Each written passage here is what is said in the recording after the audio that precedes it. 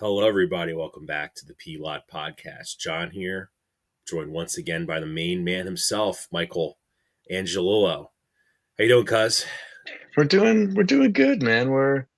I guess the Super Bowl come down is beginning a bit. We're into March, March 1st, today's date. Starting to shift the focus. I'm tuning into as much spring training baseball as I can. I'm getting that giddy feeling. The weather's starting to warm up just a bit. I'm I went outside for lunch at work the other day and I got giddy thinking about just a full slate you know, of like 12 baseball games on, having a couple bets in that I'm sweating out throughout the night, and it's the middle of Oh I my was getting god, yeah, excited. man, yeah, dude. So like, it's kind of like the first real sign of spring for me has always been when baseball starts. Mhm. Yeah. I remember when I was a kid, baseball really didn't really start for me until you got. I used to like MVP baseball. I don't know if you ever heard of that game. I I'm sure remember, yeah, I've heard of it. MVP baseball, like on like Mhm. PlayStation 2 or whatever. Like I would like get that game and like that's when like baseball started. Right. Because Right. right like mid late March, because then that's like when spring training's wrapping up and then the season would start. So yeah, man, like Mm. it's like in the 50s. So like if you're someone that likes to go out and do things outside, like the weather's prime for it, in my opinion. So It's yeah, touching man. 60 today. We're getting close. Yeah, man. And like, I remember that like last year, I had like a strikeout bet and I missed it by 1K, but it was like, it's sort of like that excitement of I like missed that. I miss missing my baseball bets by one strikeout. I'm checking the score app and I'm like, why the hell did they take out Cole Ragans after 70 pitches when he Mhm. didn't get hurt? You know? Yeah. Stuff like that, man. But yeah, dude, it's we're gonna talk about so that's like the main topic today is gonna be we're gonna break down the divisions, award predictions, and kind of just our general thoughts on the Phillies. Mhm. We may not have a show next week due to scheduling conflicts. I, uh, But it I works out, there's not. I will be at the Philly Card Show next Saturday, and I'm gonna also be at the Flyers game next Sunday. So uh, we're gonna try to get as much as we can in today with baseball because we're not gonna be able. We're not gonna be here next week. Mhm. Um, So yeah, man. But we got some other things we got to talk about. I'm just gonna get the bad news, the bad topic out of the way first because we'll laugh about it. We'll laugh Mhm. about the NFL after that to kind of bring our spirits up. So the Sixers announced that Joel Embiid is done for the season with his knee. And Michael, based off of all the things we've been seeing on social media about Embiid's knee, this is not a simple. Fix. No, not at all. There's gonna be some, I don't know. It's really just tragic. It's gonna be some pretty aggressive, they're calling it some sort of radical surgery, perhaps, is in the cards, So something. the two things I read were they're going to have to break a bone in his chip off a bone in his hip to recreate his meniscus. Yeah, it was like, yeah, I saw that, break something in the hip to put it in the leg or like to take some stress off of the knee or something by putting it, like, somewhere else. I don't know. Like, it's really, it's an aggressive surgery that is probably just extremely uncommon for athletes as a whole.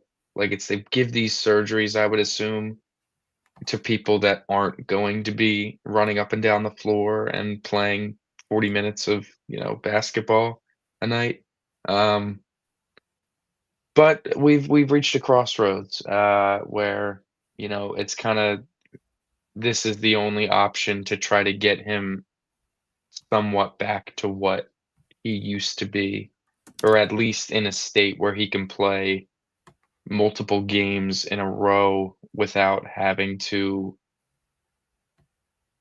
just be in this, like, extreme physical ailment, like having the knee blow up every time he's out there, and, if he lands a certain way, he's holding the knee every time, and it's really sad at this point. It's a really, really sad situation, and they're they're gonna try to do something that's pretty crazy, I think, to help him, surgery-wise. And you just gotta feel for him. I don't know. I think there's a lot of fans in the city that are frustrated, with the whole Embiid era, and I understand it. I think everyone's frustrated, to some respect with how it's all turned out and how it's going on, with, lack of team success, him being hurt and stuff, but I don't know. I think anyone that's not feeling bad or not recognizing how good of a player he was and failing to appreciate that, I think that's something that is really, really sad. It's a bad look, for Philadelphia fans. People talk about Philadelphia fans all you want to talk about. We defend them, we are them, all the whole thing. But like this is an example, I think, of like the bad of the Philadelphia fans. People failing to recognize and choosing to ignore how dominant and how good a player was, not only bringing the excitement of basketball back to the city, but to truly be a sole reason why they were considered to be a top team in the league each and every year. And not only what he did for the team in the city, but personally, how dominant of a player he was, one of the most dominant players, um, that the sport's ever seen, truly, easily the most dominant player that I've seen as a Sixer in my lifetime.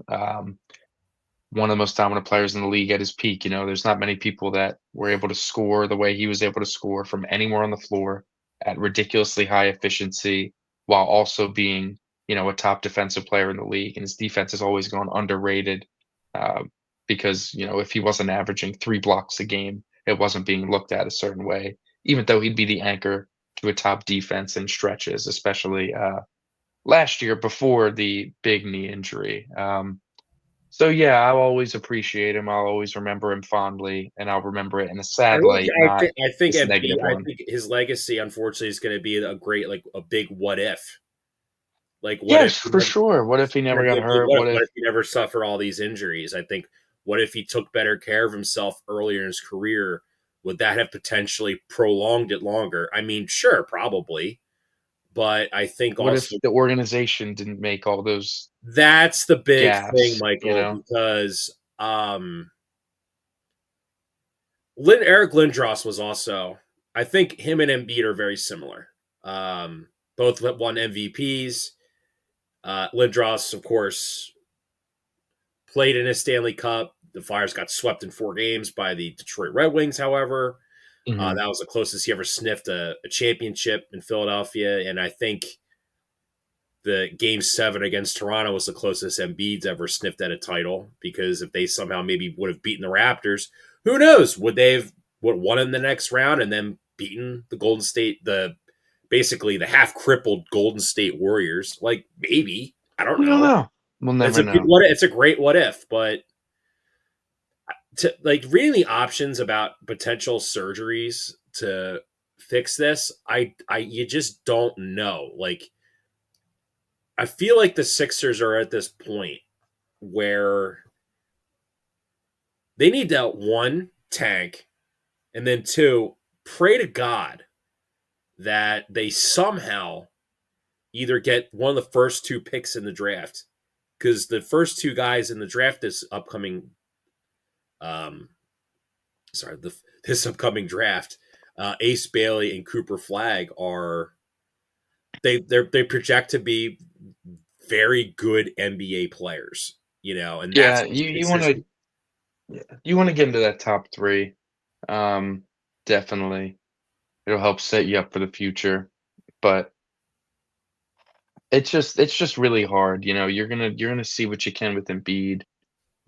Just like Embiid the person, it's like, he loves basketball, it's, the whole thing, but it's like, we're talking about quality of life being affected too if, like, you're doing some of these radical surgeries. Like, you're putting the quality of life after playing career at, like, a huge risk with some of the stuff, and it's just you feel terrible, but the on-court Sixers themselves, just keep doing what you're doing. You don't gotta do anything different in order for the tank to really get in motion.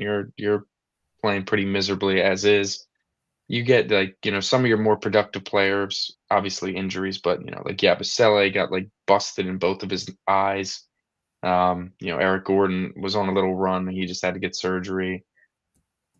Maxey dealing with finger issues, he's playing with his fingers taped. He, went 0 for 10 from 3 the other night. So yeah, I think if you tank it out, hopefully the Raptors pass you. They have a very easy winnable schedule, but they're pretty embarrassing as a whole. So hopefully you can at least get below them, ensure yourself that you're going to be in the top 5 of like ping pong balls to make sure that, you at least keep your pick more likely than not. And hopefully Adam Silver's got something up his sleeve to gift the Sixers a top 2 Probably, pick.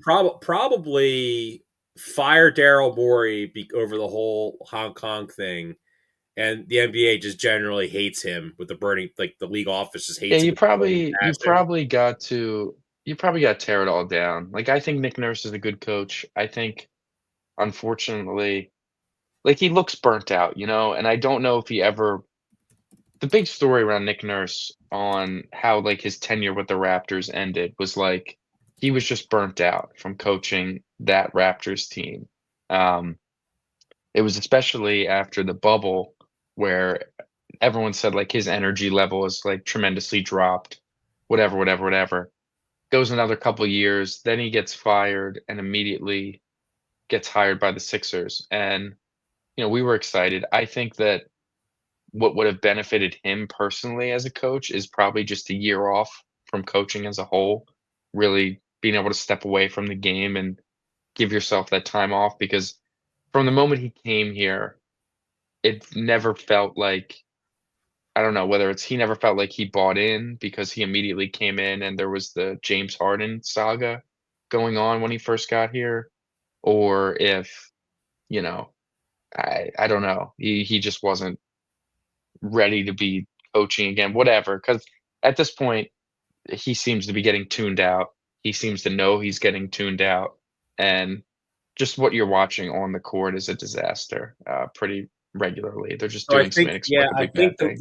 the rumor is that if the Sixers do fire Daryl Morey, which or take him out as like a head of basketball operations role and either force some, I guess, to be more on the business side and try to rip people I mean, off with if you're NFTs. I'm sorry, crypto,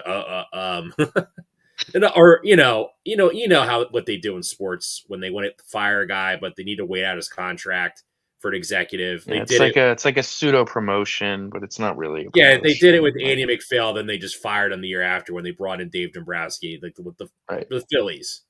right. But yeah, man, it sounds like to me that Bob Myers, who's like apparently like buddy buddy with Josh Harris, he's probably going to be the next team president of the Sixers. And listen, getting the orchestrator of the Warriors dynasty, I don't think is ever a bad. I don't think that's a bad idea.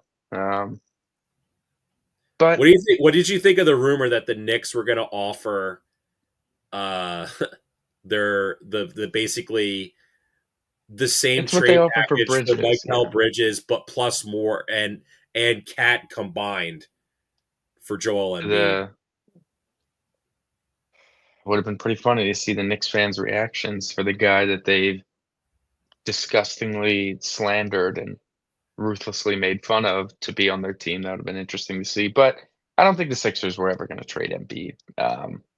So, That was never speaking available. of punishing New Yorkers, Michael, I think this is a really good segue into our NFL combine slash offseason talk. So, Hmm. let's just start with the big story. So, over the last couple weeks, the big story was that Matthew Stafford Mhm.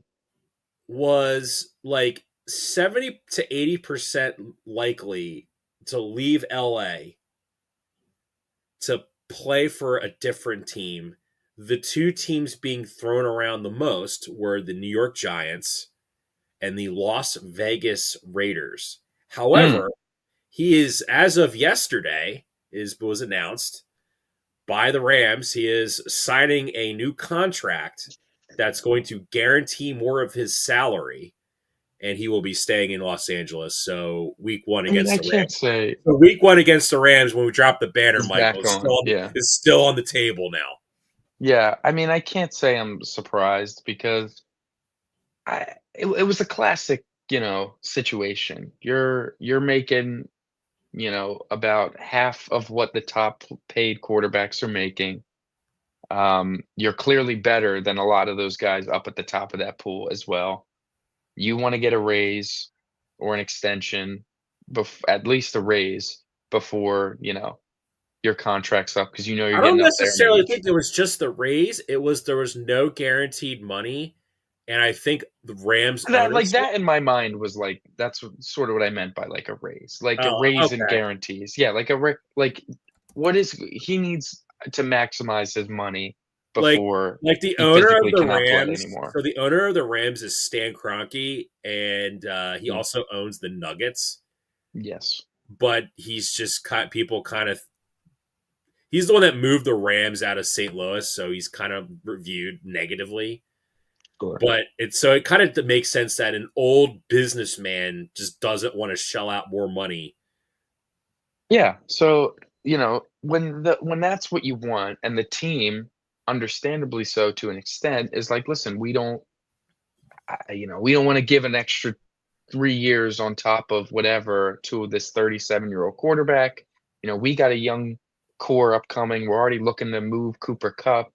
We got between Puka and Jared Verse and They Fisk want to and move Withers. Cooper Like, Cup in an off season where there's like only one wide receiver that's like and there's a lot of teams that want wide receivers this really offseason for good. sure. Apparently, there's a ton of teams that want wide receivers, and Hmm. there's It just makes no sense. It market. makes sense for sure. So, from the Rams' perspective, I understand why they maybe didn't want to do it right away. From Stafford's perspective, I can totally understand what he wants.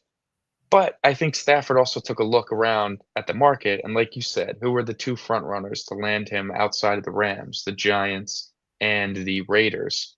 He's 37 years old. He said before he wants to win one more before he retires. Ideally, he would want to win two more before he retires, but definitely wants to give himself a shot to win one. And I think he spending all that time in Detroit, um, well, on some bad Lions teams. I think he's over that. I think he's over being on a garbage franchise, and he wants to give himself the best chance to win something. And going to the Giants or the Raiders for the last 3 years of your career is not necessarily the best way to do that. So I think ultimately he wanted to see what was out there.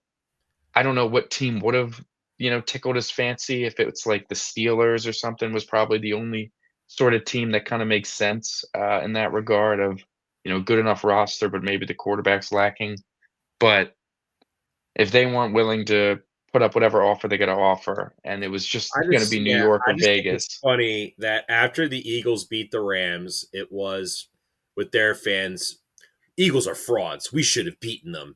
We lost because of the snow. Just excuse after excuse, it's and they just were kind of like, the other way around. It's like if it wasn't snowing, you would have got blown out. So I'm not really sure what you like.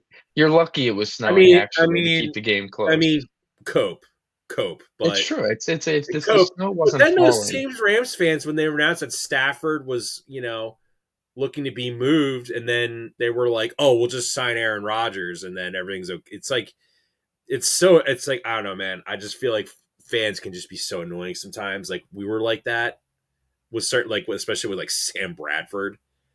Like You realize how ridiculous you sound when you finally get a taste of the other side. Not just like, the Eagles' first Super Bowl run was like, oh, but like the actual dominant team that wins that's also sustainable for the future. And like we really, really have a good understanding of what it feels like to be rooting for a good football team and not making super erroneous excuses. It makes certain things look ridiculous, like Yeah, I do think though that the idea that I don't know. We'll talk. I think this is a good lead into the. I think we should just need to talk about the Giants, and we'll just talk about some of the things we saw at the combine, and then we'll go right into into baseball. Mhm. So the one thing I kept seeing a lot of was that the Rams were going to, if they would have gotten rid of Stafford, that they would, with their first round pick, draft a quarterback, specifically Ole Miss quarterback Jackson Dart, who has just seemingly shot up draft boards for like no, I don't, for no reason. Yeah, there's not even like a Zach Wilson throw to get excited about, Like, I'm not really I'm not sure saying what's he's happening. bad. It's sort of like when I saw him, I'm like, oh, he's like a third round pick. And I didn't mean like derogatory. Like he just to me looked like a third round. It's just a weak quarterback class, I would say. And there's a lot of teams that need quarterbacks, so they're just going to get overrated. Mhm. So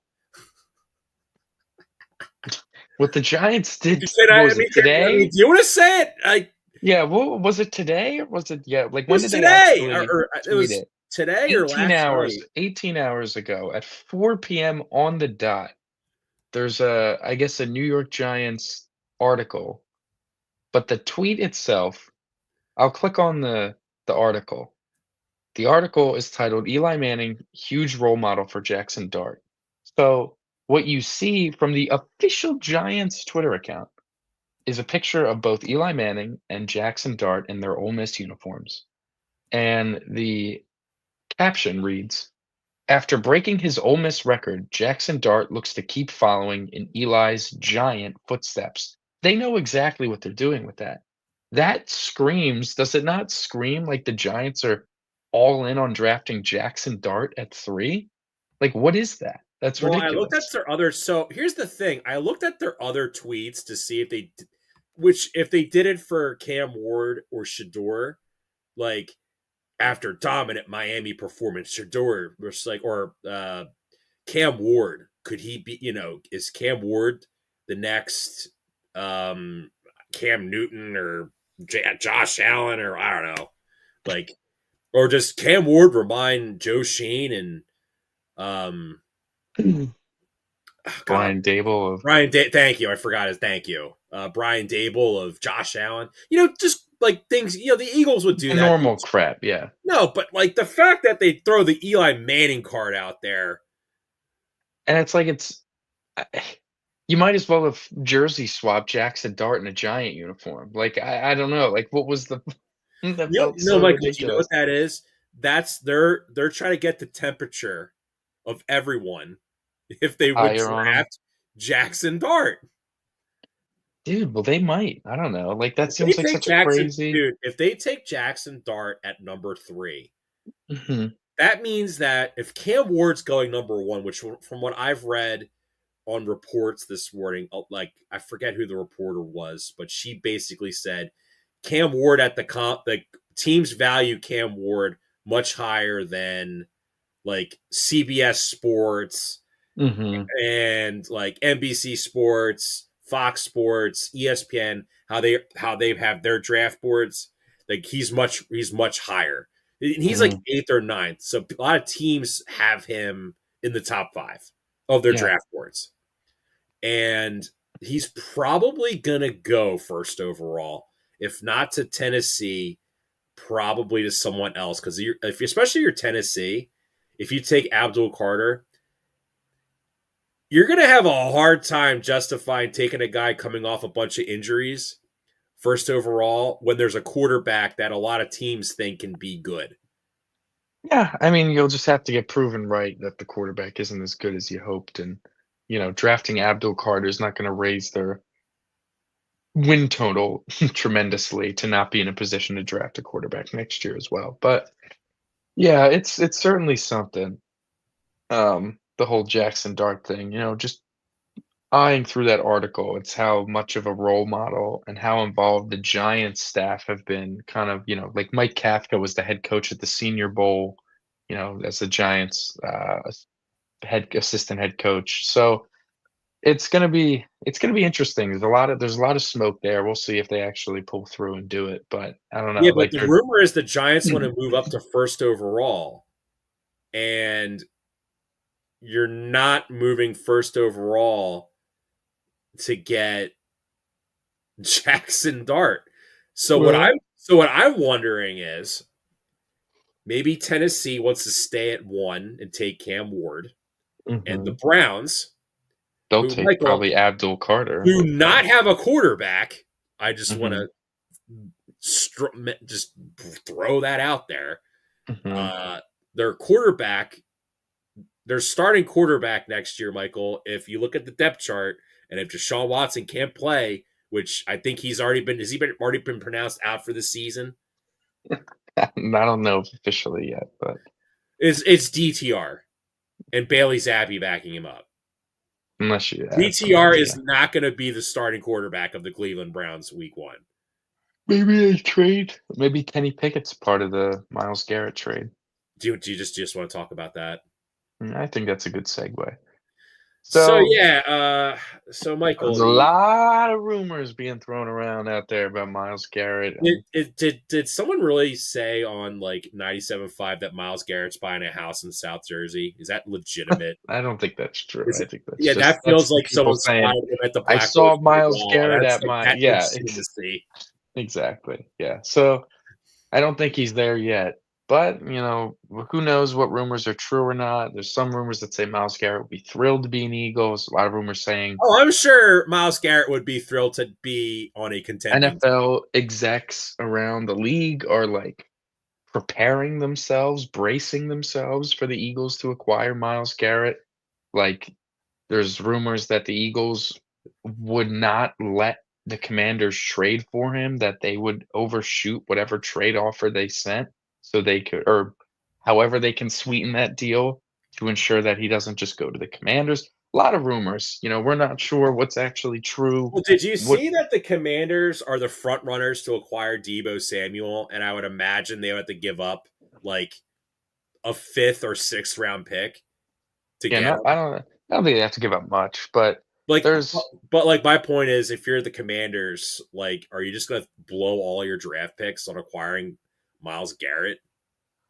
they they very well might. We don't know. But when you look at the Eagles and what their draft picks, what their trade package would look like, would you be willing to move Nolan Smith for Miles Garrett?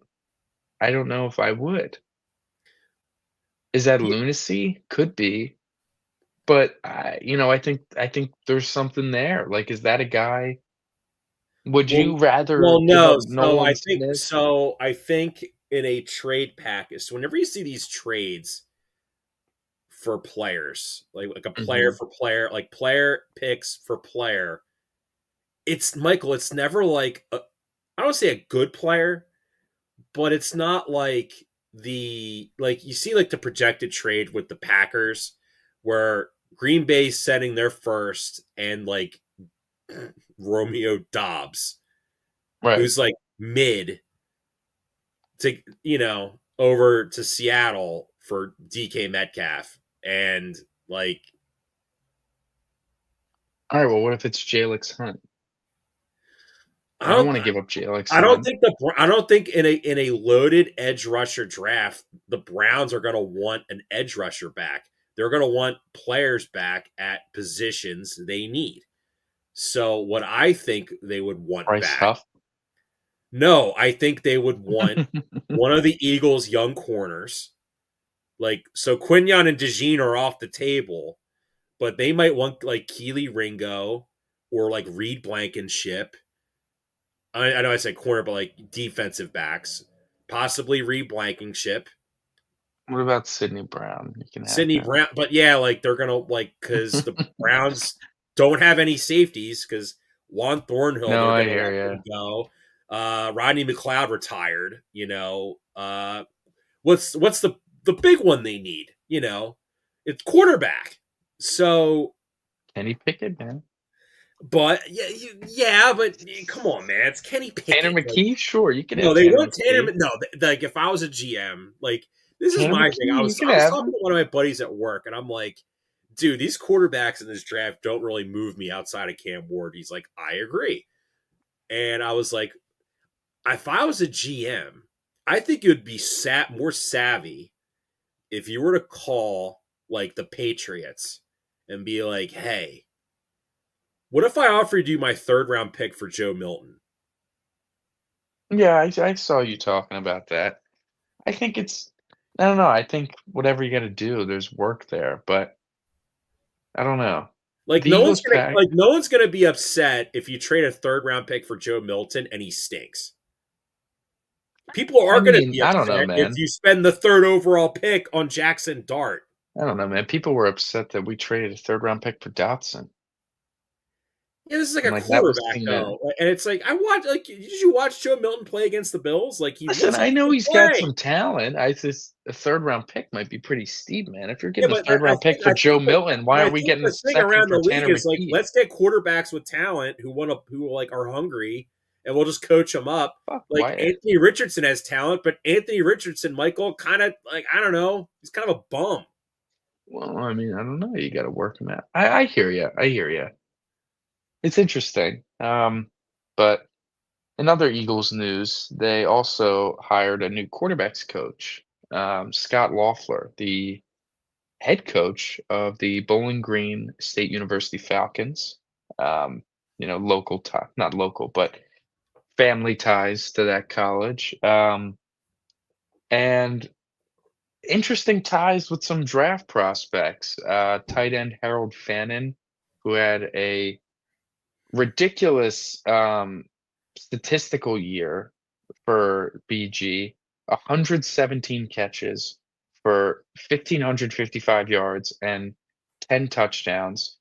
He's also somewhat of like a Swiss Army knife kind of guy because he's been like he had 9 carries for 65 yards and a touchdown last year as well.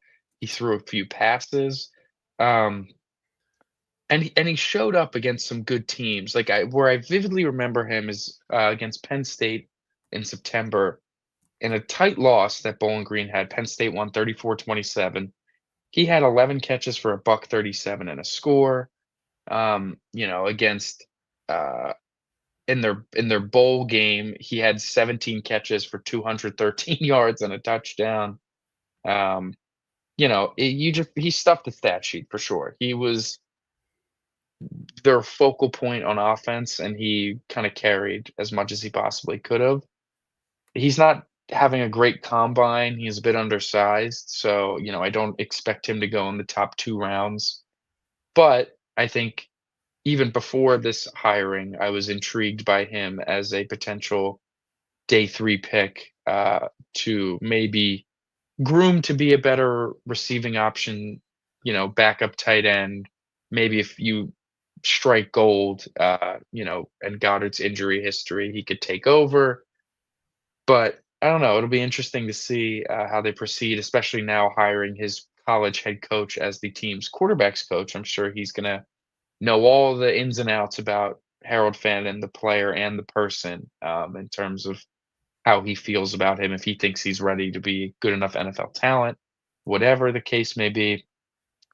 We talked about this pre-show a little bit about how the Eagles have had just tremendous success drafting tight ends, especially under Howie, and that whoever they may take, because I do expect them to take a tight end this year. Yeah, Whoever they take as a tight end is probably going to be I would say probably going to be a hit. I would not be, you know, surprised that whoever they draft being I don't know, a successful a successful player at the I say NFL when the level that can Eagles kind of invest nail a it. high pick in a tight end, it usually they get some success out of it. And I know like LJ Smith, like I didn't like LJ Smith, but he had he put up numbers. Like there's guys that get tight ends that get taken, Michael, like Hmm. really high, and they don't even finish with like 100 career receptions.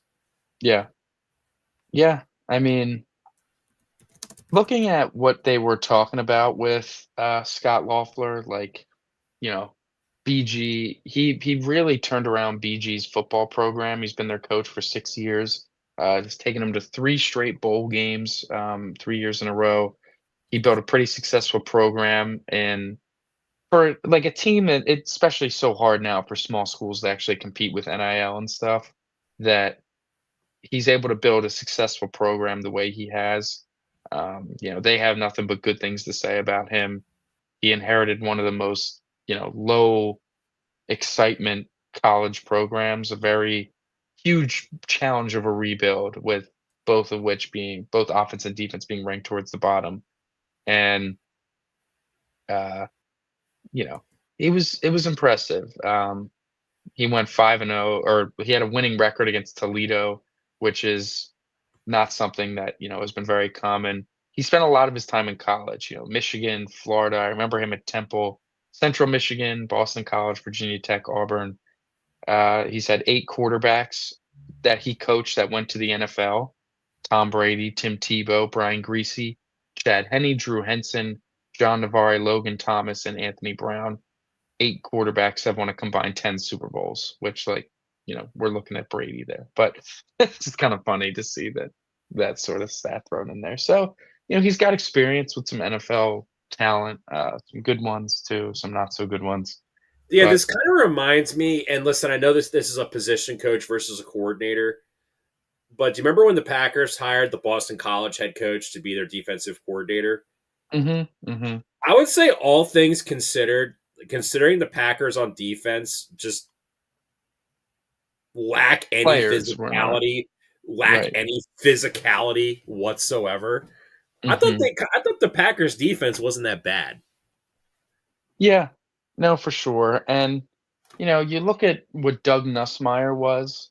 He was the University of Florida offensive coordinator and quarterbacks coach before getting into the NFL as a Cowboys tight ends coach, then the Cowboys quarterbacks coach under Kellen Moore, and then he's just kind of followed Kellen Moore since. He's been alongside of him. So, good history there with some college people become a good quarterbacks coach. We saw with Brian Dable, for example, going from Alabama's OC to, Buffalo's quarterbacks coach, and being a big reason of why Josh Allen broke out. So it's a common trend, it's a common pipeline. Successful college coach to quarterback coach in the NFL. So I like it. I like it being an outside hire for sure. Bringing in a new What voice. I find interesting about this is that he has a lot of. I'm looking at the tweet you sent me from Honest NFL that he kind of has. Pretty forward thinking stuff. Pretty new stuff. With Honest NFL, if anyone doesn't know, Twitter account, it's very common in posting. How would you say it? Like X's and O's, like playbook style stuff. Like they Mhm. like to post a lot of schemes and like things that they think would work in the NFL level. Pretty in depth reasoning behind it with like the play art on the in the tweet. So when a guy that I guess self-proclaimed, but it's got a big enough following to where people look at his stuff and they're like, yeah, a lot of what he draws up is interesting. A lot of what he talks about is interesting. For him to say, like, this is a coach that I've looked at schematically and modeled a lot of what I pick off of, or we have similar ideas. I think that's encouraging. That this is we worry when hiring, Kevin Patullo to be the offensive coordinator, hiring within, we have the trauma of like, oh, it's going to be stale next year. The offense is going to run out of ideas and it's going to fall apart and it's going to be way too predictable and whatever. Bringing in a guy like this, where it's not just an outside voice, but it's an outside voice that has been creative in their play design and play calling, like with, you know, stuff that is just catching teams off guard and stuff. I think that is beneficial as someone to bring into that core brain trust of head coach, offensive coordinator, quarterbacks coach, bringing in some guy that clearly has some sort of cutting edge, forward thinking Well, if game you look plan at ideas. if you look at the Eagles' schedule, it's much harder than this past year, Mhm. and they're gonna have to throw the ball more, right? Like Yeah, you gotta we were talking ease about up on drafting a Saquon. running back to like ease the load off Saquon.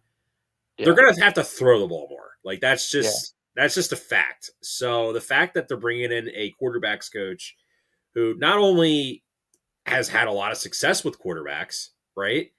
Hmm. He, can really help the Sirianni scheme. You look a lot of orbit motion, similar to Kellen Moore.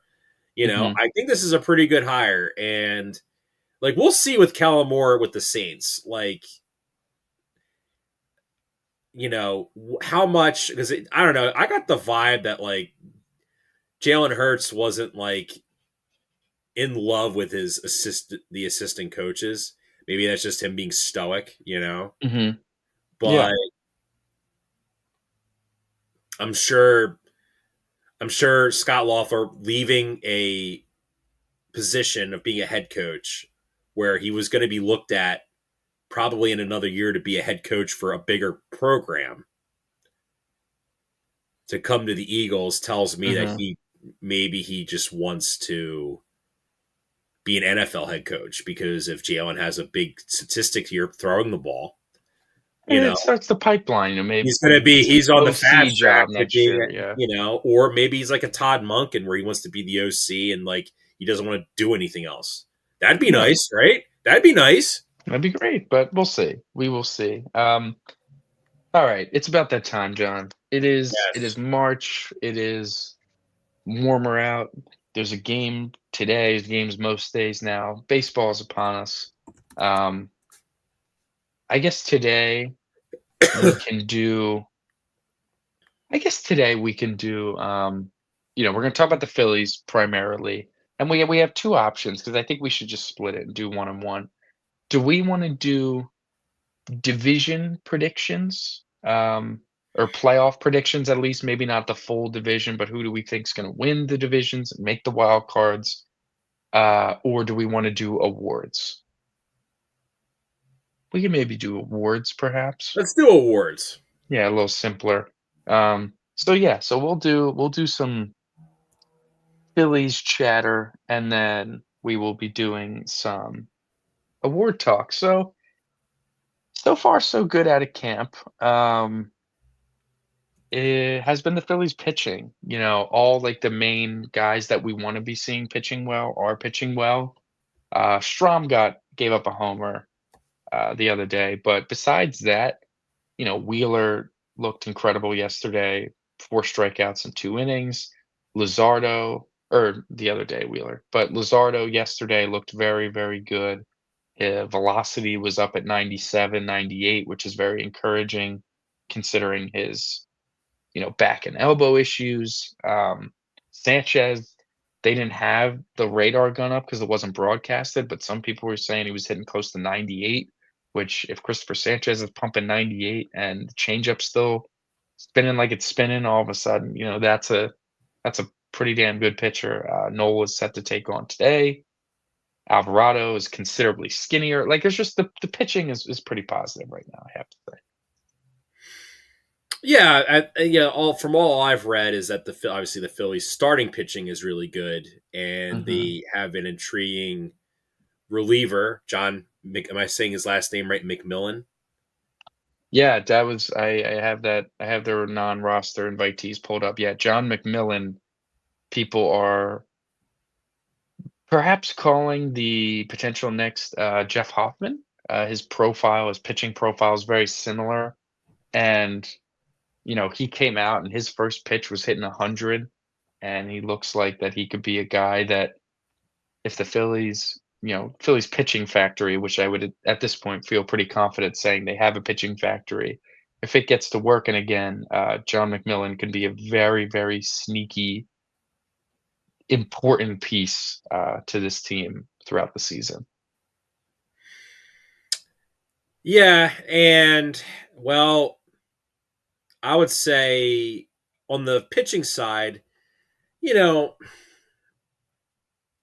I have this gut feeling that I think Aaron Nola is going to have maybe the best year of his Phillies career, because I feel like it's going to come out of Oh, that nowhere. would be awesome. That would make me because I'm I'm not worried, but like I feel pretty damn confident about all the starters. I think all five of them are going to be very, very good. I But think Wheeler's going to take a step back this year, but I feel like you're gonna I don't see know, man. I think Nola. I think maybe due to maybe like minor injuries, he's gonna limit his innings because he I mean, just throws so much. like, I'm thinking this. I'm thinking Wheeler's still gonna be really, really good. Sanchez, who was really good last year, is gonna take even another step.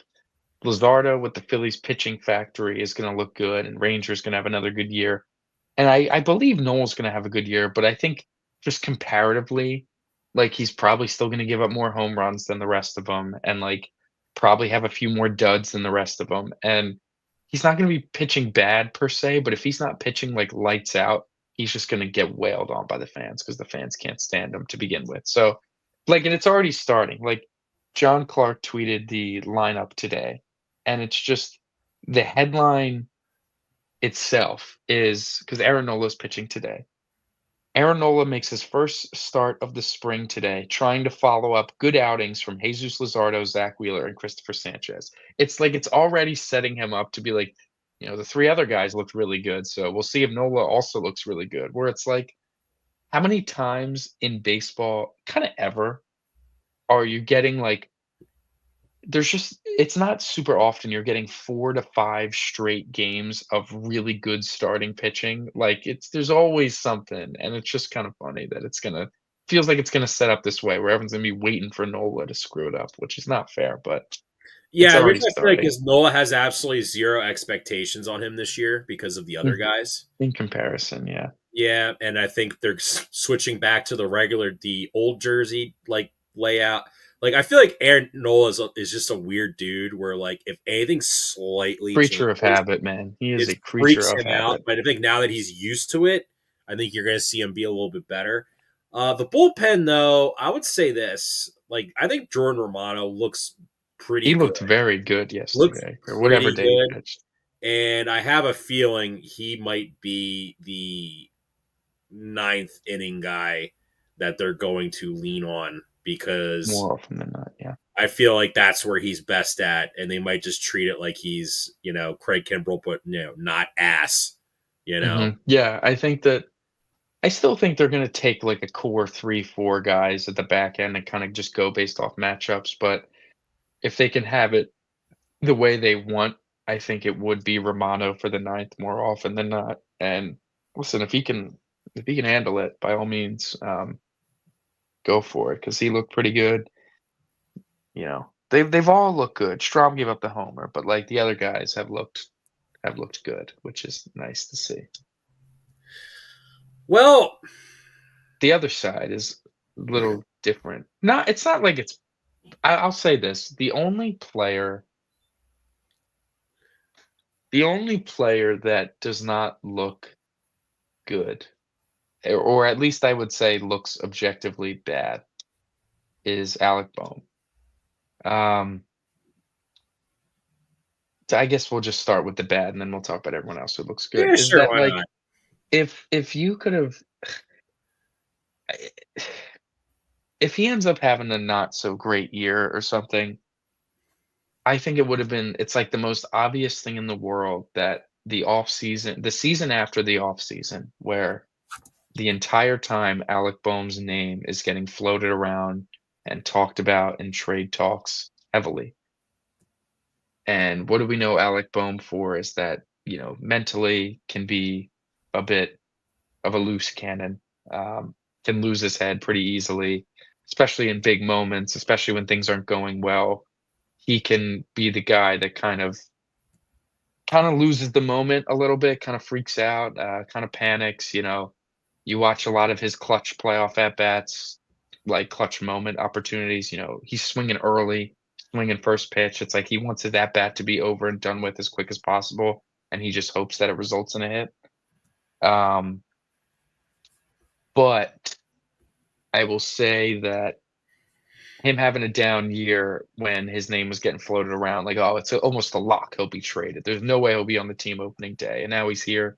I wouldn't be that surprised if he has a bad year because of it, like, mentally wasn't able to get himself ready to go, which would suck, Well, he's but, like, he's in a much publicized relationship with Katie Dolan, yeah, that too, and I'm seeing, and I like, think maybe he's matured a little bit. Like I get the impression that I got from him, Brandon Marsh, not Bryson Stott because he's married and has Child.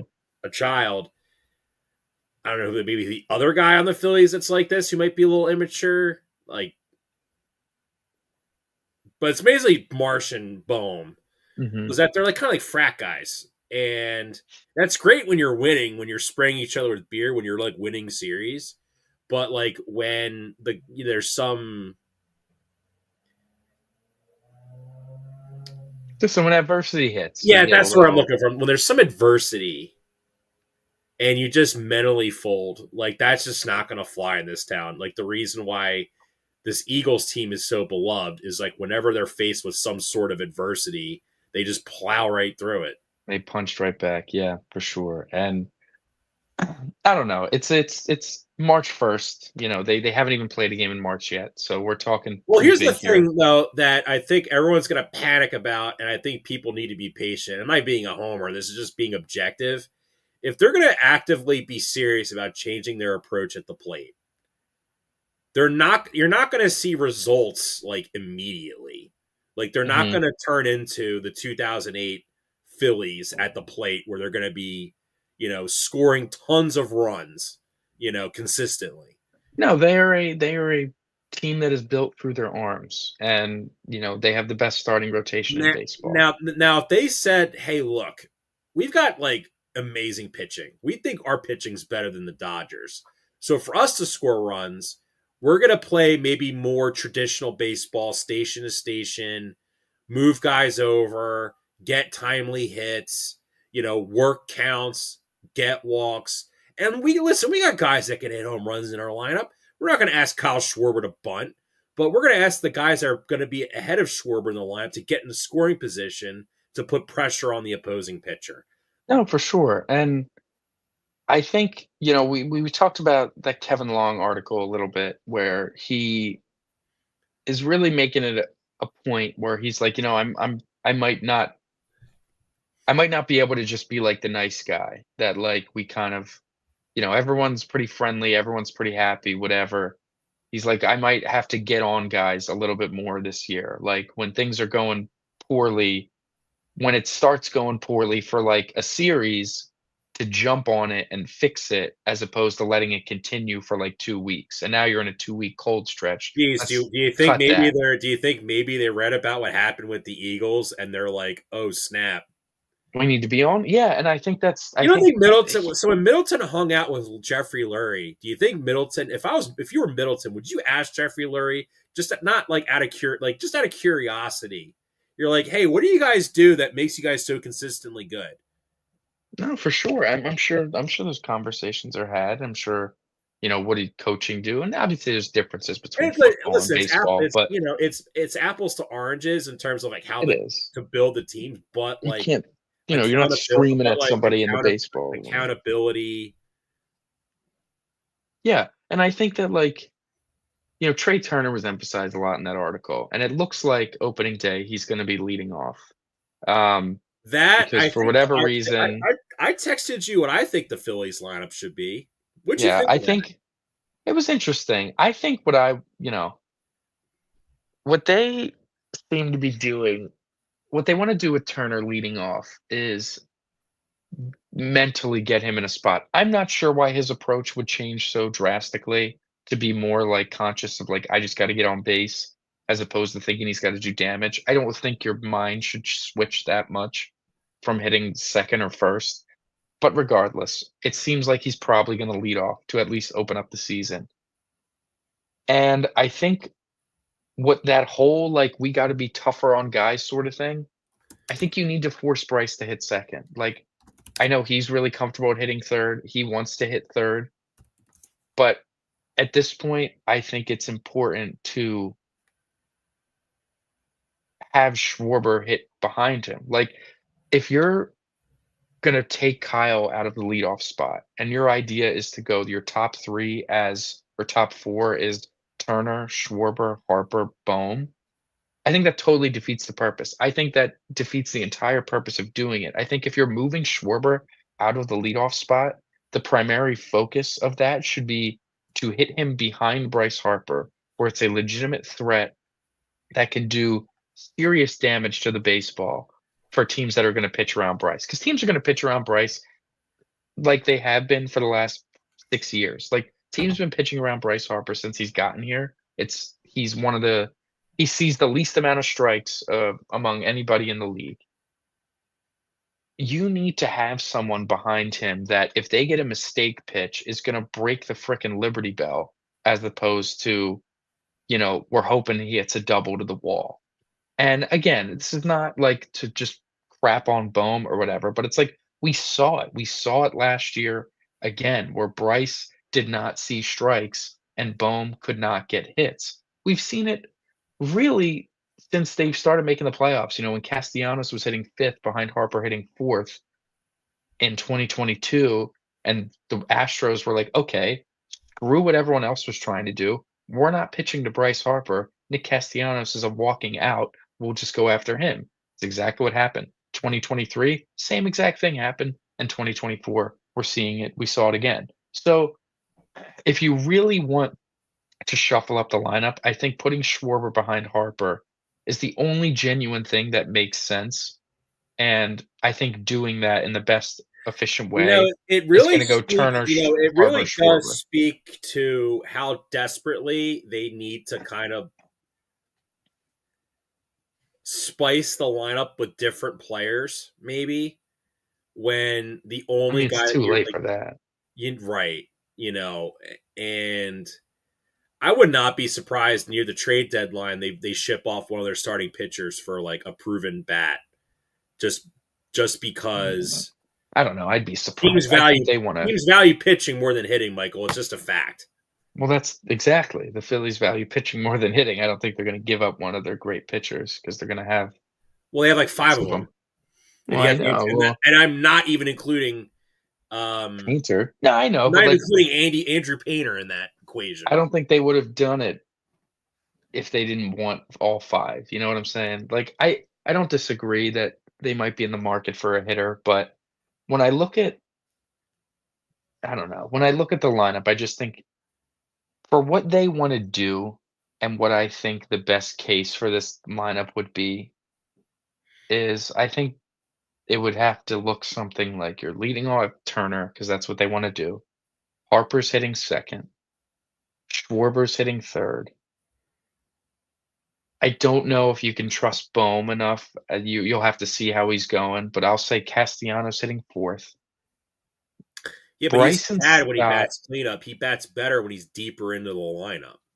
I think it all depends. We'll see. We'll see how they shuffle it up. But I think Bryson Stott is a guy that it came out that he was injured for pretty much all of last season after since May, and I could buy it.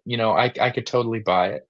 And on top of him being healthy, and he made a legitimate change to his stance, clearly in the offseason. His stance looks completely different. He's a lot more closed off. His hands are a lot closer to his ear as opposed to up. He has a totally, totally different stance, and he's been making some pretty good contact thus far in the spring. Couple balls that could have been caught, couple balls that landed.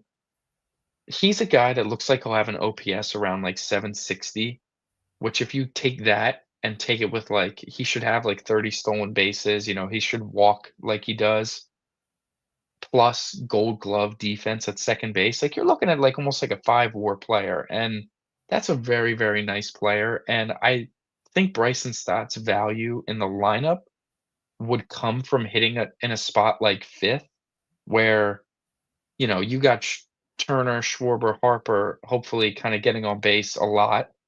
And if whoever's hitting fourth doesn't get the job done, whether it's Bohm, whether it's Castellanos, whoever, Bryson Stott hitting fifth as a guy that's I can trust that he's going to put a good swing on the ball and make good contact and put it in play. That's the sort of value I kind of view him as. That's the sort of spot I have him maximizing his value at. I see some people throwing out leadoff. I think you're wasting his value up there. I don't think he should be getting more at bats than Bryce Harper throughout the course of the Yeah, is he season. going to really give Bryson Stott the most at bats on the team? That's what I'm saying. So I think him hitting fifth, where he's just gonna come up with guys on base and, like, his, "Oh, best two-strike hitter in baseball" voodoo crap that, like, that's annoying and keeps innings alive, but that works. It's, runners on second and third with 2 outs, and he is able to battle and get a single, and now both runs score, and it's like, "Thank you." Like, that's huge. It's exactly what I needed. Um, so I think that sort of as the top 5 is ideal for what the lineup is supposed to be, and then you kinda break up the lefties towards the bottom of the order with, JT and the other one of Bowman Castellanos. And listen, we've talked about this at length too. Baseball, the playoffs are, as much of a crapshoot as I think anything else and any other sport. Like, there's just you can have a bad series, you can have a bad outing from your ace pitcher, and, like, the whole thing is just over, it's completely cooked. That doesn't necessarily happen as much in other sports, you can kinda get by. This team's gonna win about right around 90 games. You don't have a rotation this good, as long as it's healthy, is not gonna be able to win you about 90 games. I think bullpen is gonna it on paper got worse, but I trust for some guys to have bounce backs for it to be good enough, and then the lineup is gonna be able to carry you at times. It's gonna be disappointing at times. You're gonna be at right around 90 games. You just gotta hope that the bats come through, um, in the postseason when it's time to, be getting big hits and to move things around, but I don't know.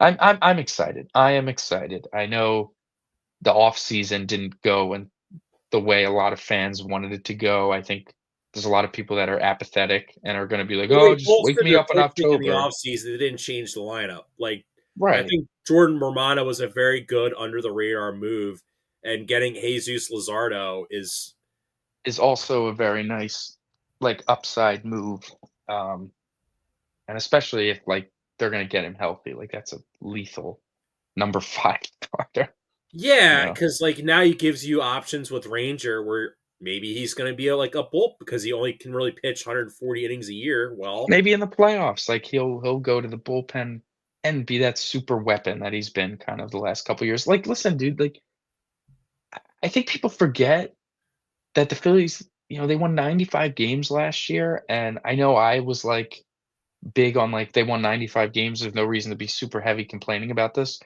but it's just true. They won 95 games, and they lost, like, 85% of whoever was their number 5 starter last year, whether it was Taijuan Walker or Tyler Phillips or Michael Mercado, whoever they rolled out there as that number 5 starter, Kolby Allard, they were losing at a ridiculous clip. Like, they got what do you get, like, 30 starts out of that spot, 20 something starts out of that spot? Dude, they won, like, almost like less than 15% of those games, something ridiculous like that. And you're replacing that with like a mix of Lizardo and then like Andrew Painter once the summer starts rolling around.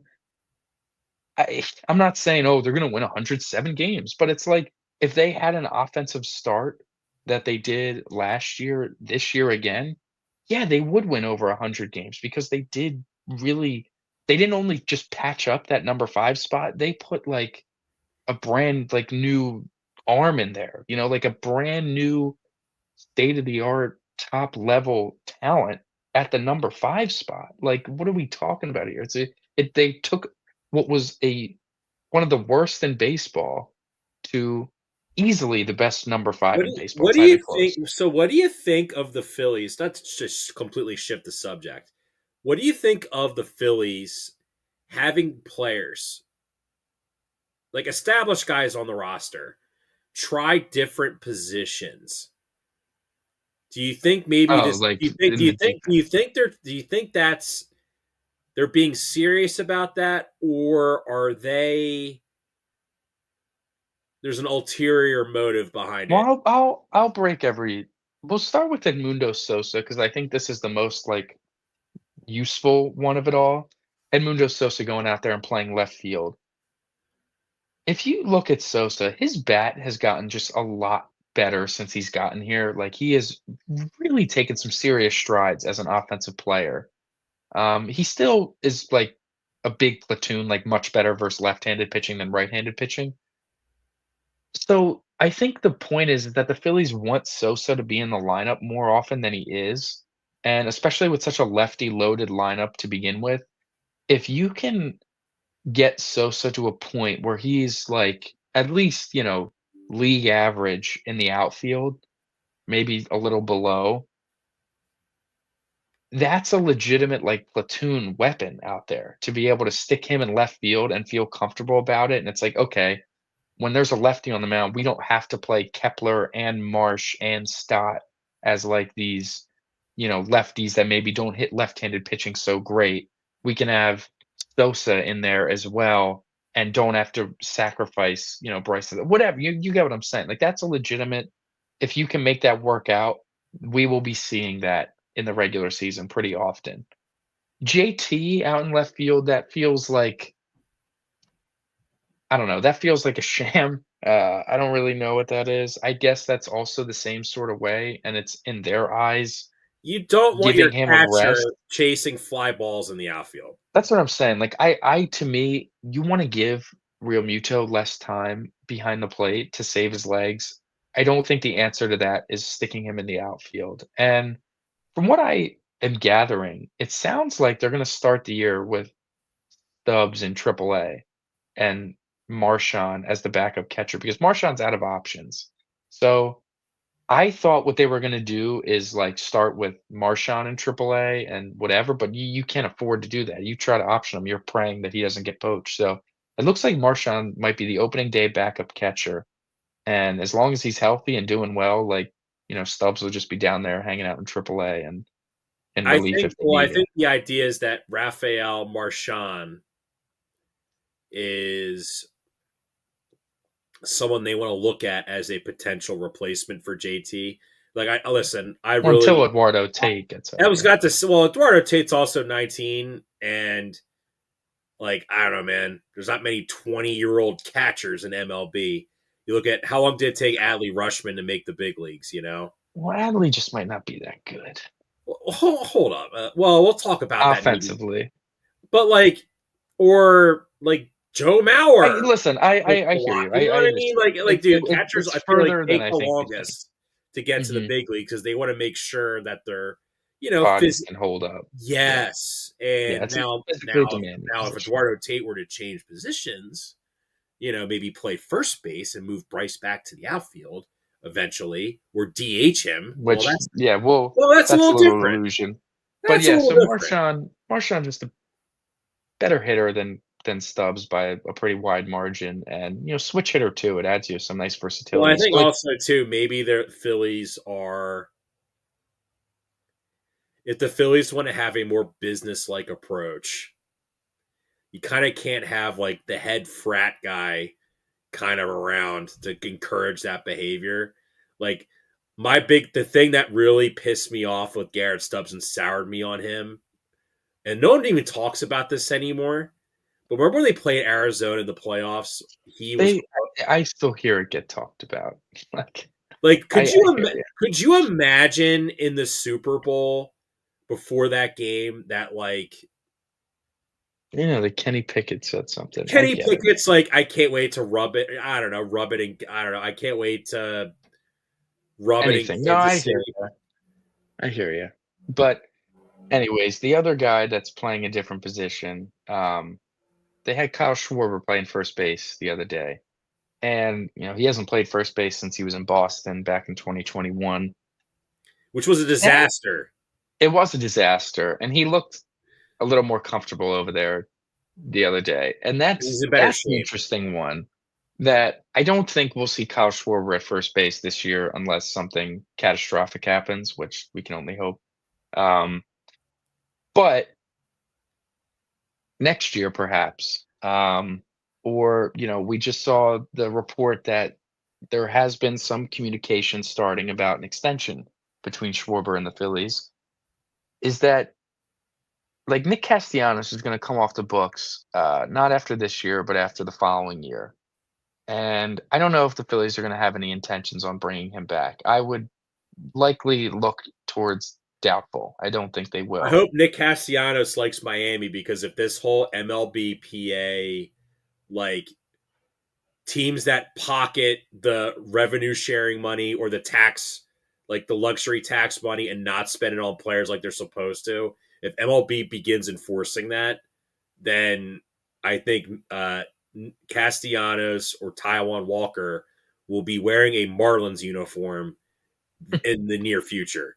Yeah, I don't think he'd be upset. Like, he was between the Marlins and the Phillies. It's his hometown.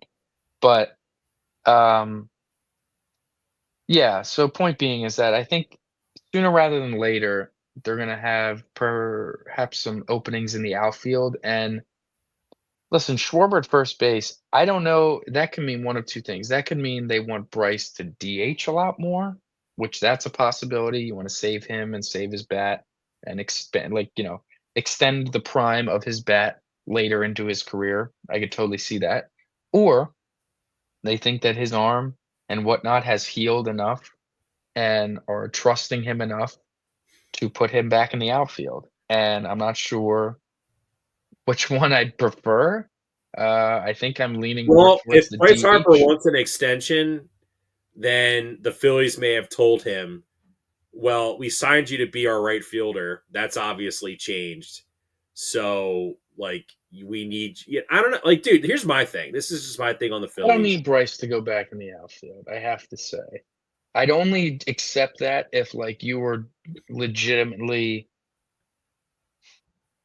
my only acceptance for that would be like, "Oh, it's because they're gonna be all in on Vlad, and they want Vlad to play first base." And I'm like, "Okay, by all means, if you want Vlad to play first base and you're all in on That would Vlad, solve a lot of their problems.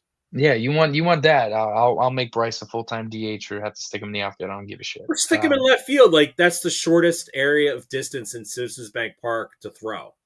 I don't know, whatever you gotta do. Well, actually, no, right field is technically, but like that's the point. So my point is, so I would not be surprised if mid-season the Phillies acquire a bat and they have to make room for him on the team, or find a place to play him. You're going to maybe ask somebody to maybe play a different position. Like, realistically, Kyle Schwarber is not going to be your everyday first base. What's probably going to wind up happening is that it might be a left fielder, because I don't know, man, about Max Kepler. I don't know. Um, I like Max Kepler. I don't know. Eh, Well, like I kind of like I'm sort of like he's a veteran.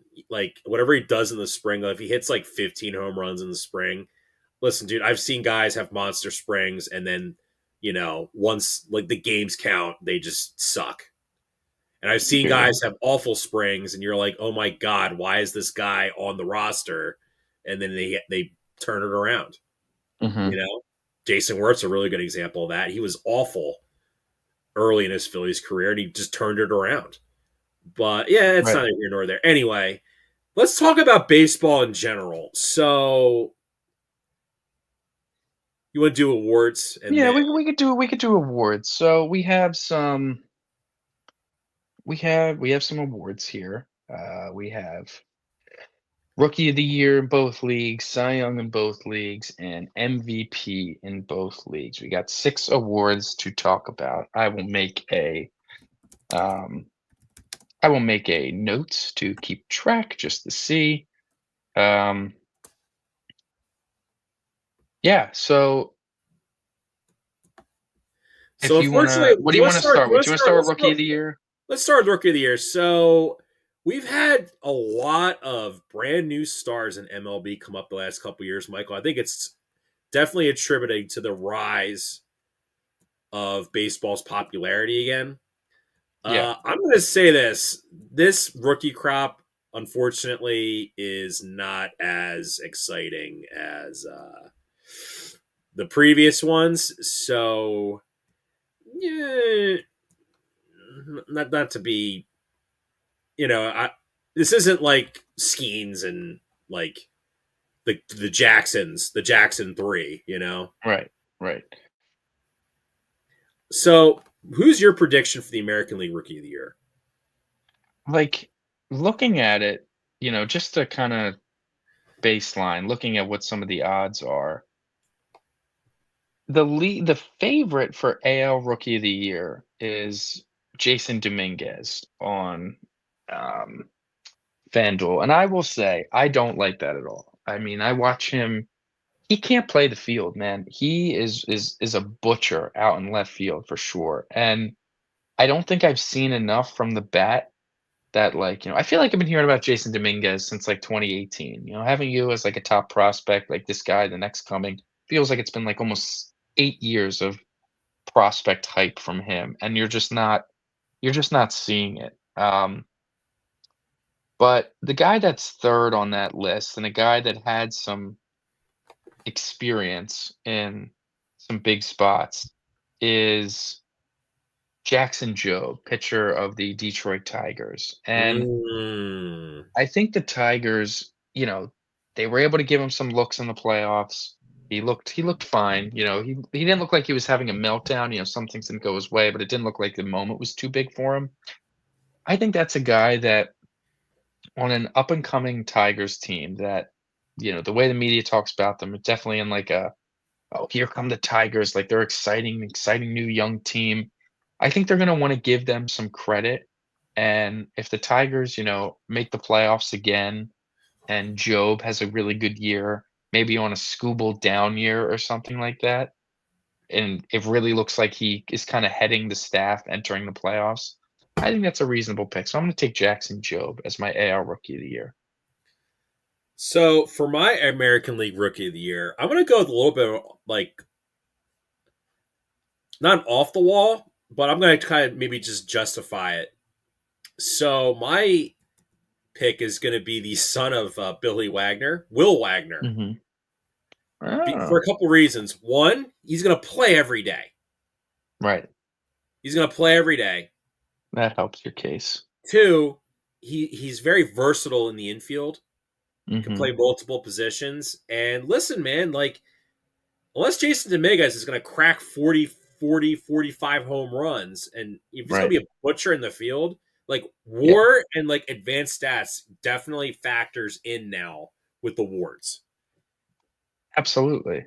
Like, Ryan Howard would be mocked today if he played in today's game for how bad his defense is. Unfortunately, let's be honest. I would have given his offense some credit. Deserves it.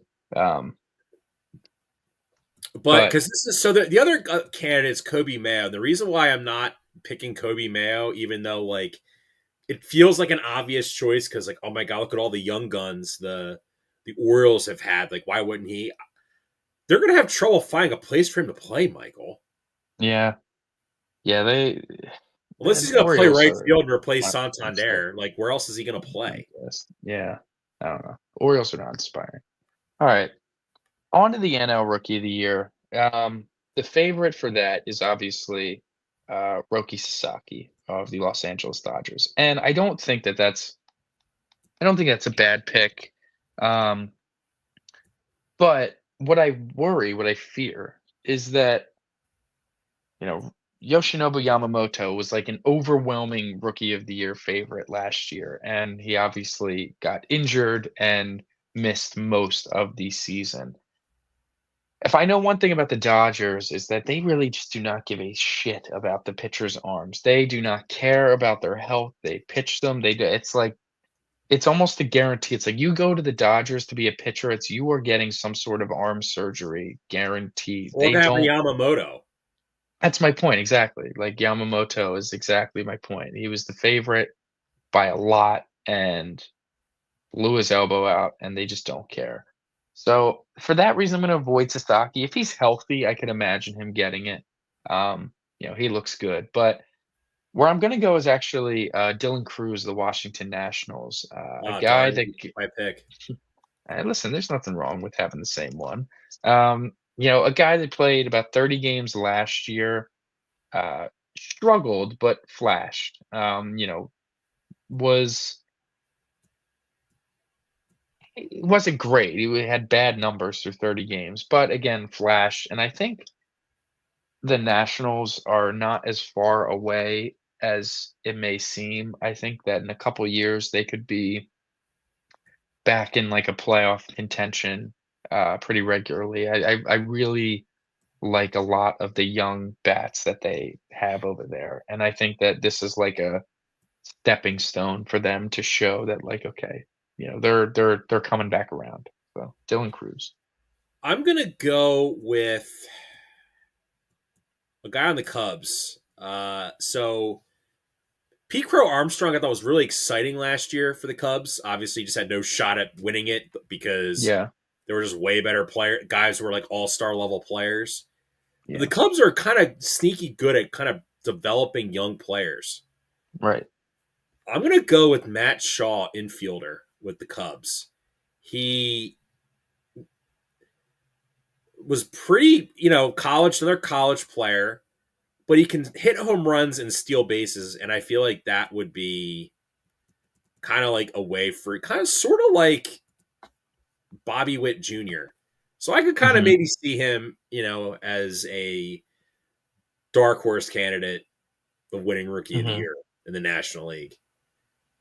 Alright, who do you have as your NL Cy Young?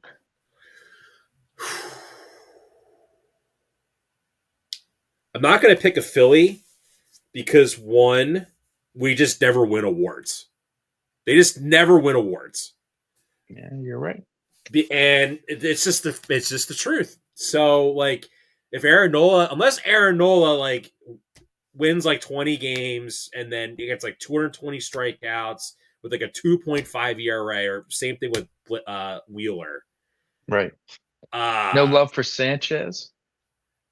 I feel like this is He's so my dark stupid because horse. this is where like I think the people that vote on these awards are dumb. They're gonna be like, oh,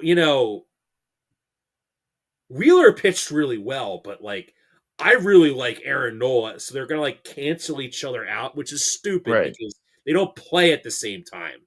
right. So that to me, that's just stupid.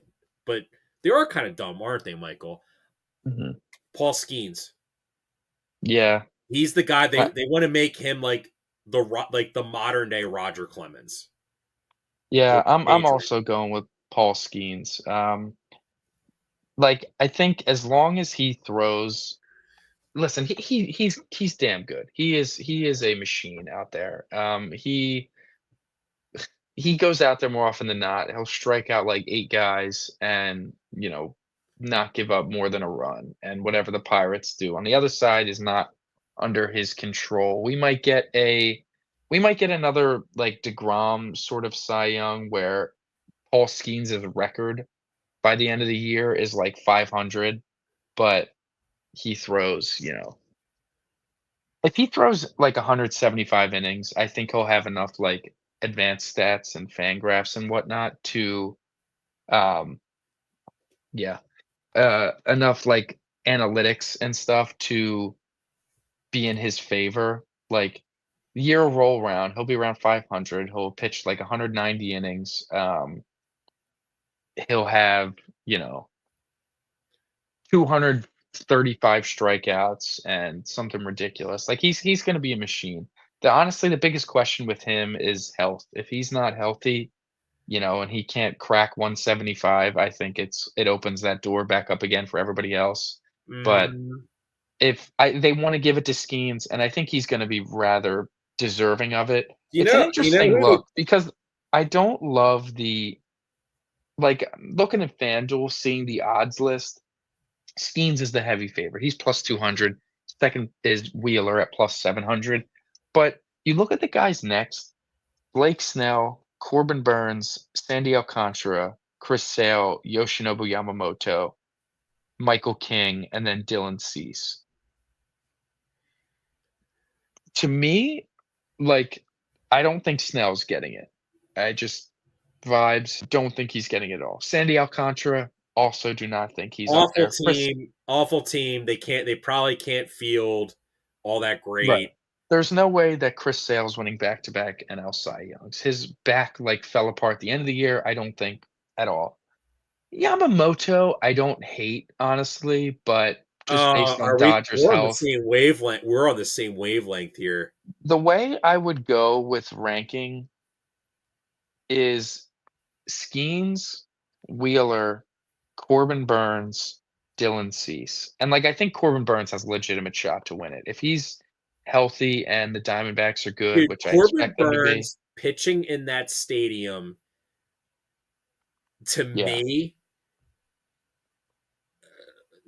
dude, I gotta be honest. I guess when we talk about playoff teams, like I think we both might have this yeah, exact same opinion of the Diamondbacks, but we haven't it's not good. yeah, But if it's not like, I don't know if it's in the cards for Wheeler, maybe it will be, Corbin but I Burns is a think very good choice because one, the writers he love him costs because 1,400, man. I think that's a nice the pick. writers like are in love with him. Sports Mhm. writers, one, number two, like he's just a damn good pitcher, man. Yeah, he pitches well. So, we both picked Skeens, though, both recognizing Corbin Burns as a very, very nice pick. AL Cy Young. Um, Tariq Skubal's the favorite, followed by Garrett Crochet, and then a big drop off to Cole Reagans, Jacob DeGrom, Logan Gilbert, Garrett Cole. Then another drop off to like Hunter Brown, Framber, Pablo Lopez, George Kirby. So Skubal was like the unanimous last year. It Yeah, was he won the pretty AL pitching triple crown. triple crown. Like, it was not even close. I think he's due to have another good year. As long as he's healthy, I think he'll pitch very, very well. I don't love Crochet.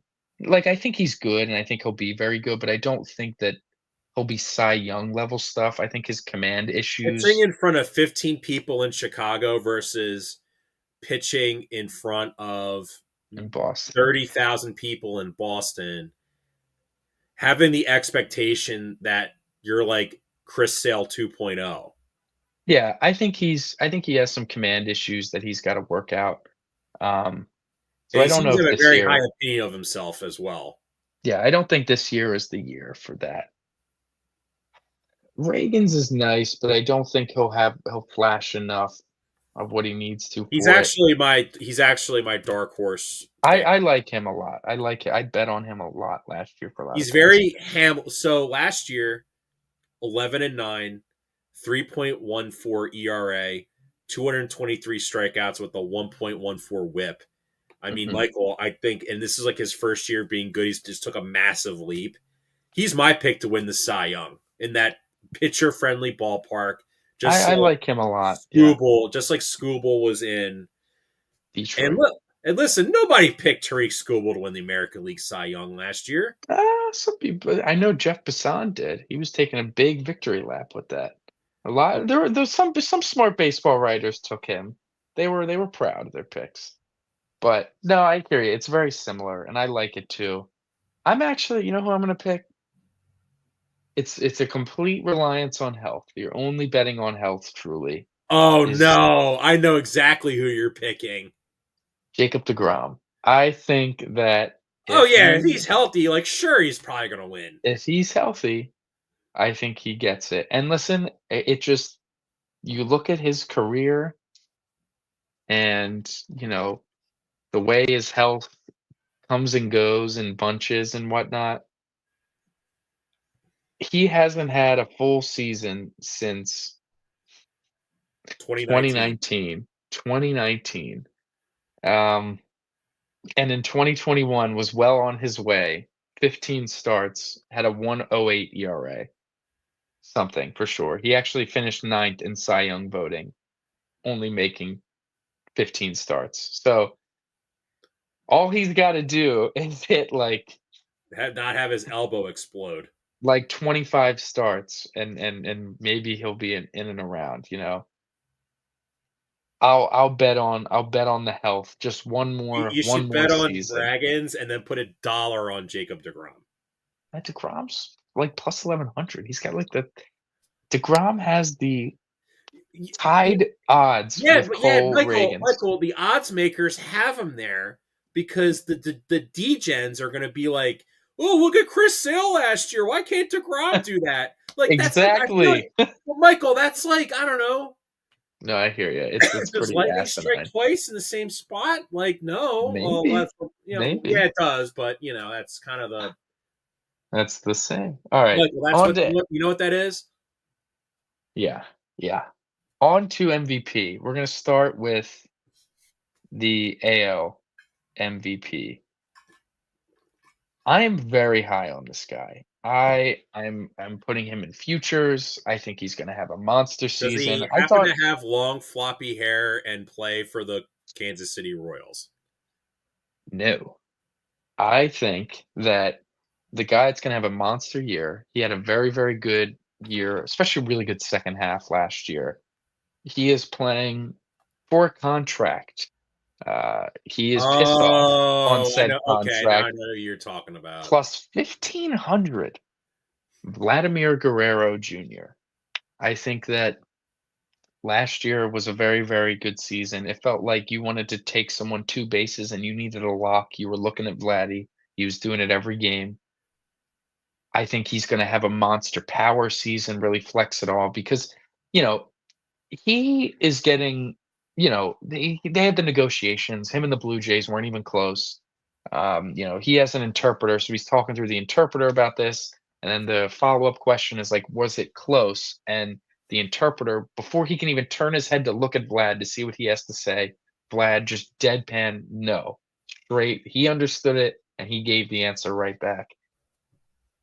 I think that the way Pete Alonso's situation went, where at this point first basemen are valued very low because defensively they're not seen as important because advanced analytics defense does not grade first baseman pretty fairly. For a position that touches the ball every time the ball's hit on the ground, and I know it's easy, but I think they just get underrated. A first baseman that could make every scoop and not drop a ball all season, but they don't make enough diving plays Well, are I not going mean, to grade well Michael, you defensively. saw how dominant the 2022 Astros were without a first baseman, and that's where you see It's the like a running value. back, I guess, almost because it's like you look at Bryce Harper, where he made a bunch of diving plays last year, like led the league in terms of first baseman, and he was a Gold Glove finalist for first baseman. He was a great defensive first baseman. Did he win the award?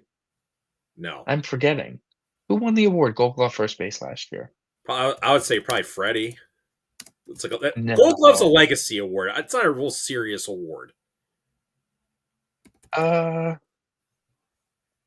did Bryce win it? I'm pulling up the list right now. Let's see. No, Christian Walker won it. Okay, that's right. Um, Who is he still a free agent? no, he's in Houston. Oh, the Astros signed him. Oh, look, Yeah, I just said the Astros won a World Series without a first baseman, and what happens? He signs with Houston. they get Oh, a first baseman. that's Exactly. So, that's oh, there you go. but I think that they get graded unfairly defensively, and it hurts their value, especially in contract negotiations, clearly. So, what's Vladdy going to have to do? He's already talking about moving back to third base. They probably are going to put him there a little bit, but what's he going to have to do? He's really going to have to do a lot of talking with his bat. He's not going to have a Pete Alonso, you know, 30 home run season where it's not that, inspire. No, he's going for 40 tanks. He's going for a almost a 1,200 Will OBP. He's Wagner's going going to to win the kill. Rookie of the Year because he's going to score 110 runs because of There you go. Vladdy Jr. There you go. So I'm taking Vlad Jr. to win MVP. I think he's going to Ooh. have a monster season and get himself paid this offseason. I'm going to tell you. So, Michael, if this Bobby Witt's the favorite. Just to go off odds, Bobby Witt plus 270, Aaron Judge plus 300, then a drop off at Gunner plus 750, Corey Seager plus 1,000, Jordan plus 1,400, Vlad plus 1,500, Mike Trout plus 1,800, and Jose Ramirez and Julio Rodriguez both plus 2,000. do you have a dark horse pick for an MVP? Because I feel like I kind of named like dark horse pick and then like, oh, I think it's really going to win.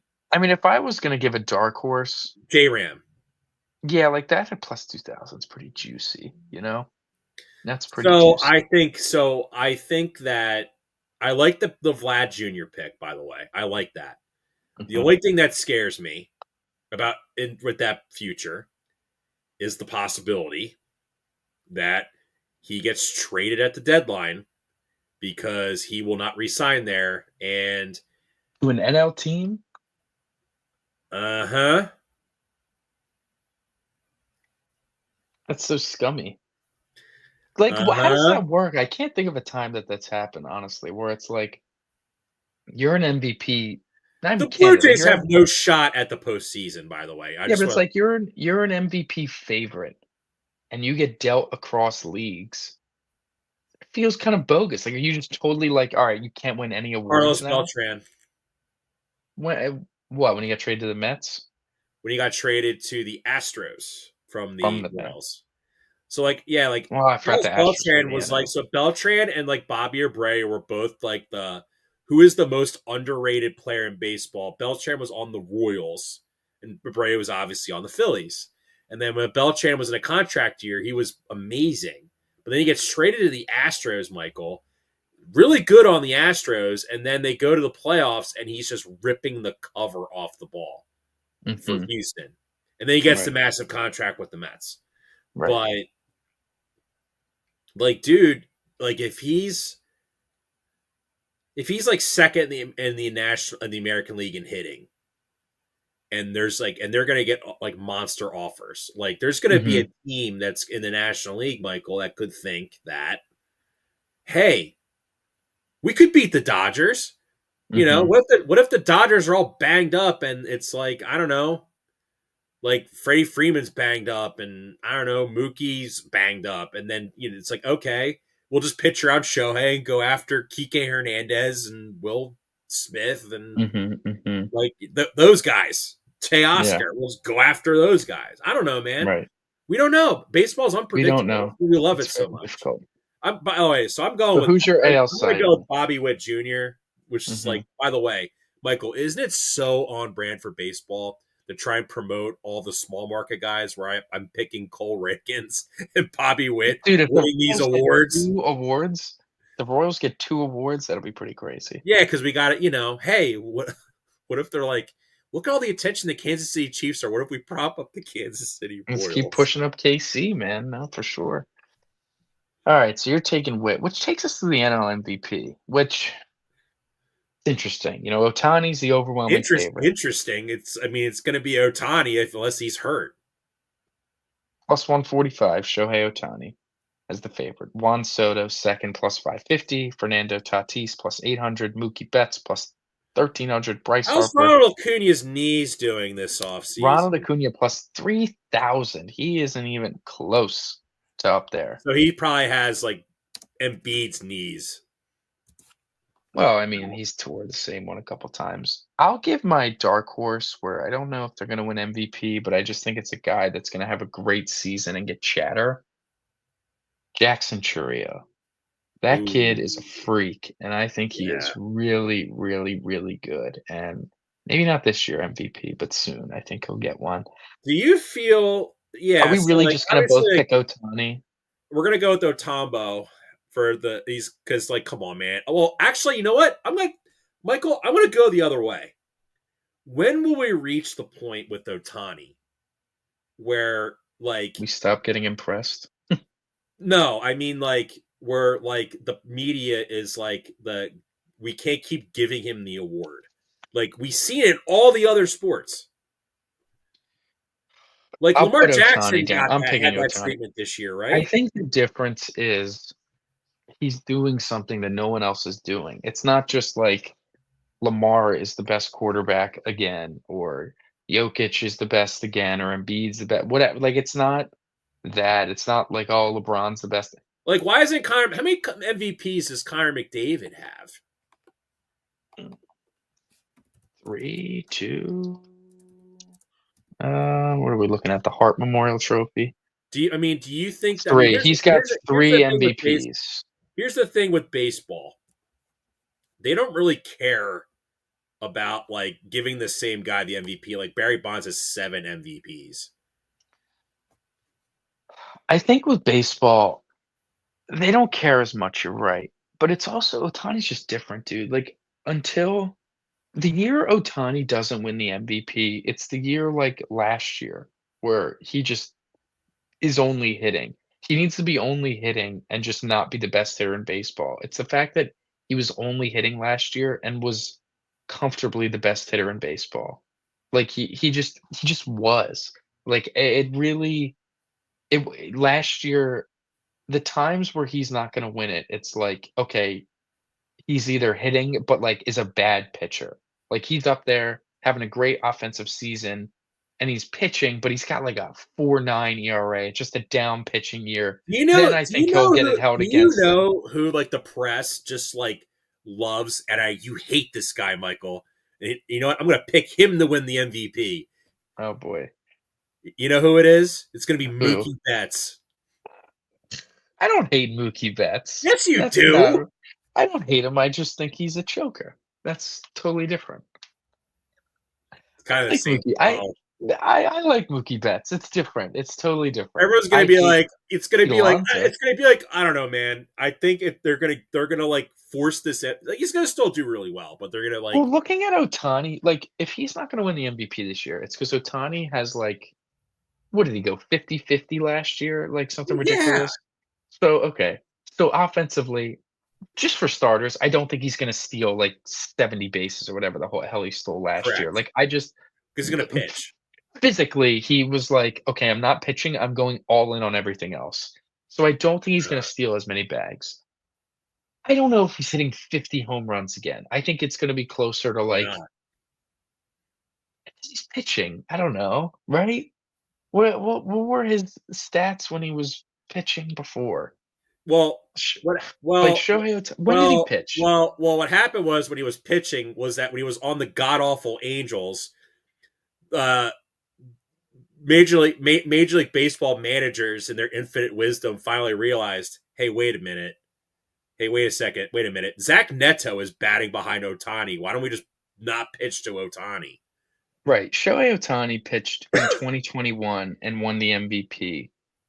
He had a pitched 130 innings of a 3.18 ball, and in 2021, he also happened to have a 965 OPS, and he had 46 home runs. It was great. 2022, he was actually a better pitcher than he was a hitter. 2022, he had 166 innings of 2.33 ball, was a lethal pitcher, but his bat had a down year, sub 900 OPS, OPS of 875. Won it the last year as an Angel because again he had over 1,000 OPS and he also pitched fairly well at a 3.14 ERA. So where Ohtani loses this award is if his OPS dips below like 900, where it's like, okay, you'll get Cy Young consideration, but we'll give it to someone else just because we can.